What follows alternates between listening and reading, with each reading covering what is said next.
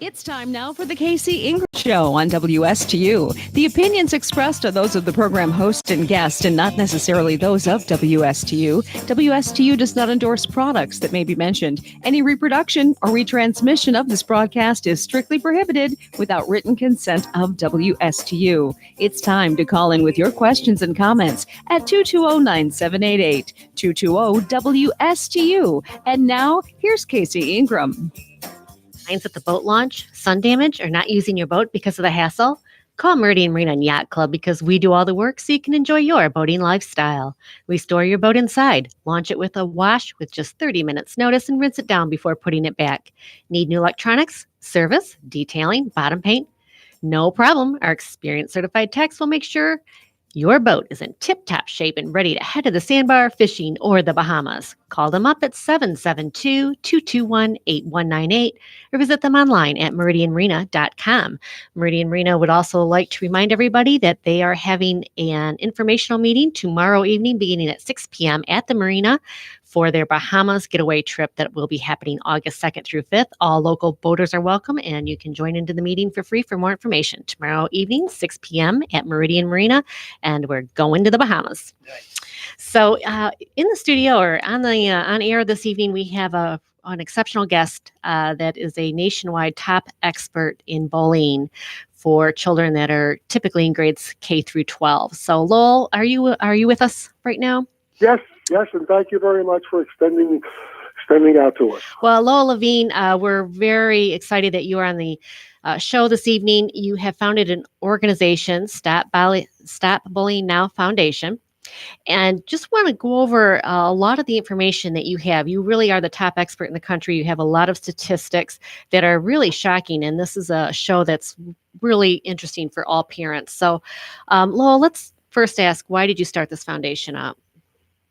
Well, I started the foundation about 7 years ago, and it was because I had a client in my other business that lost a grandchild and couldn't find anybody to help or get involved with or do anything that could prevent the child from committing suicide. And he thought that because my background is professional problem solving, in business, he said, Lowell, you may want to be involved in this as well because you have a strong passion for children, having 2 children, 5 grandchildren, and you used to coach basketball in the rec league, the Jewish league, and the Catholic league. So I did an analysis. I looked it up in the state of Florida, couldn't find anybody.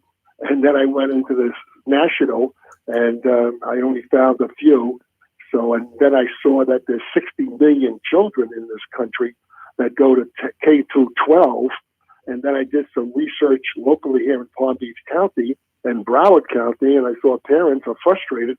They have no one to talk to and no one to reach out to, so I decided to form a tax-exempt IRS 501c3, registered with the federal government, registered with the state of Florida, and registered with the Department of Agriculture and Services here in Florida. Lowell, I'm certainly glad that you have. And folks, I also want to tell everybody here at the top of the hour, if you want to know who the guest is for the week here on the KC Ingram Show, make sure you visit my website real quick. I announced this morning and gave some real detailed information on Lowell's foundation, and you can go to the kcingramshow.net for that, and I will send you information and links to Lowell's foundation with that email. Lowell, with the statistics, you did send me a lot of information ahead of the show, and there's some very shocking statistics. Yes. The first one, the number one cause of death among children.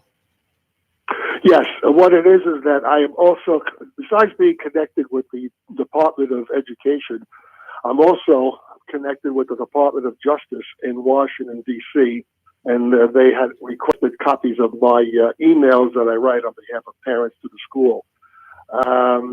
But what has taken place through the Children's Disease Center out of Atlanta, bullying deaths now have surpassed both accidents and diseases for the first time. It's very frightening. How many children do you think are bullied approximately each year?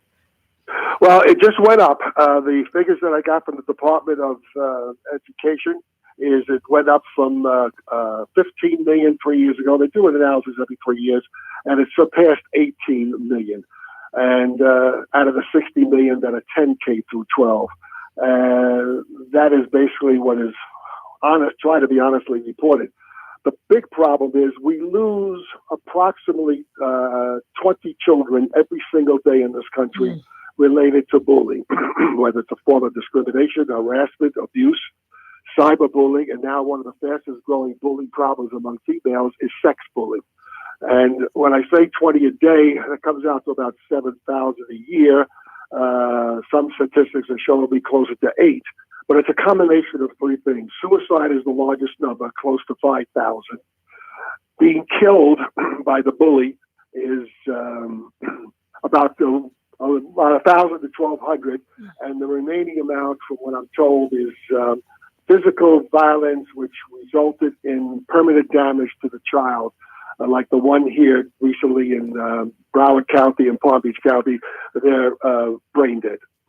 So because they beat them up and they hit their heads against the concrete. It's a serious situation, and now it's the number 4 issue among voting parents in the country. One thing that comes to mind as we're talking here with bullying is I hear about it 2 different ways. One is the parent that lost a child and didn't realize it was as bad as it was. And the other is the parent that's super frustrated because they know their child's being bullied. They're going to the school with it, and yet there isn't a resolution. So with you and your organization, what can you do to help these 2 different sets of parents? Okay, you happen to be correct on that. The problem is only 1 out of every 4 children that are being bullied speak up to their parents because they're afraid to, or they have been threatened by the bully not to talk to anybody, or doesn't want to make a big issue out of it. That's a big problem because 70 to 80% of the parents that lost their child stated they didn't know the problem was as bad as it was because they weren't told it was that bad. And so therefore, they didn't get involved. The other problem is the parents who try to take care of the problem themselves with the school will probably fail. And the reason for that is the schools are not educated or trained to handle this epidemic. The guidance counselors that I speak to do not want to get involved with it because they've gotten too many students that they have to handle on the guidance department, and they don't have the understanding and the training of it. The teachers don't want to get involved because they don't know what to do, and their pay scale, unfortunately, is low, and they don't want to get involved. So what I tell parents to do if they know to call my foundation is I become, and this is the only way it will succeed, you have to become the parent advocate to be the advice and the guidance, and you have to become the child's mentor as well. Every time I meet a child and a parent here locally in my area of Florida, face to face, either in Starbucks or Dunkin' Donuts, 100% of the time, the child opens up to me and tells me things that are going on that he was afraid to tell his mother and father. And now the mother and father feel that the problem is much worse than it was. So what do? I become the advocate of the parent. She gives me all the information about the school, the names of the principal and the guidance counselor and the teachers, and I write a letter for her. But what I do in my letter, I send a copy of it to elected officials, like school board members, district attorney, the governor of the state of Florida, the commissioner of the state of Florida, but I also send it to the Department of Justice, like I told you before, in Washington, D.C. Once the school sees who I'm emailing it to, they immediately react within 1 day, where the parents could get anything done in 6 months because they are afraid. Because I have put principals in jail through the local district attorney's office because children have died and they didn't do anything to correct the problem. And other principals and administrators have lost their jobs, like the one recently here in Boynton Beach lost his job. And they're afraid. They don't want the federal government coming in and doing an analysis of what's going on, because if there is a mass shooting, if the bullies the child so badly and the child who has been bullied can't take it anymore and wants to commit suicide, because nobody was helping him. He doesn't want to go out by himself anymore. They want the national notoriety on TV or the local news, so they get a hold of a gun if they can get one from the parents or someone else, and they'll shoot up the school and kill the bullies and as many people as they can, and then kill themselves. And this is what's going on, and that's all these mass shootings that you see in the country, from Parkland to the one in Connecticut, Colorado, and the one in Colorado just now. Every child that commits that kind of violence was badly bullied, and nobody was doing anything for them. Nobody was helping them. Nobody was rectifying the problem. But my program does work because something has to be done. If the school is unwilling to rectify the problem, then I give the parents options.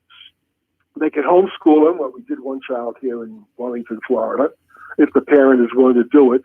Or we could get them into a charter school, or the parents may want to put them into a religious school, or may have the finances to put them into a private school, just to get them away from that bad atmosphere.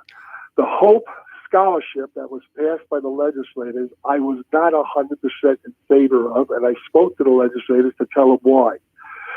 They give a scholarship up to $6,500 for a child that's being bullied to send them to another school. But the problem is some of these private schools are $20,000, and $6,500 is not going to do it. But the main problem is when I asked the legislators who wrote the bill, what are you doing about the bully? And they said nothing. So therefore I said, you're not correcting the problem, because the bully will just pick on somebody else.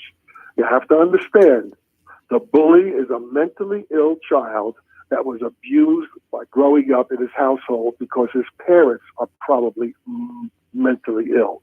Or he doesn't have parents, or one parent, or lives with his grandparents. I don't know the whole story, but I know they have mental ill problems. And they want to control somebody because that's the only way they feel good about it. And they always pick on somebody smaller or weaker than them. 50% of the children that are being bullied in this country are special needs children or lesbians and gays. And it's a sad situation, but the problem is not getting any better, it's getting worse. 40 states in this country 2 years ago were caught underreporting their bullying complaints to the state education department. And that's a serious problem because the schools look for the image of the school and to protect the administrators' jobs. And it's not helping the situation. So that's what it's all about. But when I get involved in it, I save that child's life. And then what also is important, that other foundations like mine, and there's only a few in the whole country that don't do, is I become the child's mentor. What we do is we find out what the child is interested in, and we get them into that after-school program. Half of the children that I've helped that were willing to do it wound up at the theater because they had an interest in an instrument, they had an interest in acting, they had an instrument in dancing, or other parts of the acting field. Others go into judo, because they have good programs within the judo organization. And then the third one, like the boy in Wellington that I homeschooled, the parents, I put him into the Joe DiMaggio Baseball League, and he became an all-star first baseman in that league. And now he's back into the public school because he finished his middle school work, and the coach wanted him, and the coach promised the parents that he would be the mentor. So there's things to do. It takes time, but if you're just giving facts and figures and advice what to do, it's not going to work. Now, the other thing is, I do not speak to students in an auditorium because I found out when I started to do that, I stopped immediately. You don't have their attention when you have 200-300 children in an auditorium because most of them are talking to each other or on cell phones. Right. But I do speak to children 20 or less in a room because this way I relate to them one-on-one. For example, I had a girl at a school and I was talking to her and she was really depressed type of a child. And I asked her, what do you enjoy in middle school? What do you want to be when you grow up? She says, I really like to possibly be a nurse. And I looked at her and I said, a nurse? Do you know how important you are? And she looked at me and says, I am? I said, there's a shortage of nurses. Do you know how important you are going to be when you graduate nursing school? and you have that skill to work at a hospital or a nursing home or a person's house, you are a very, very, very important person. And all of a sudden I saw her smile. And, so I do that with mechanics. Kids who like to be a mechanic, I tell them what to do. I tell them to volunteer at a gas station or an air conditioning company where they do mechanical work so he can have mentors and he can learn that particular school. You can't let these children just float on their own, because if they are being badly bullied, they will die. Lowell, and most of these kids are healthy and bright.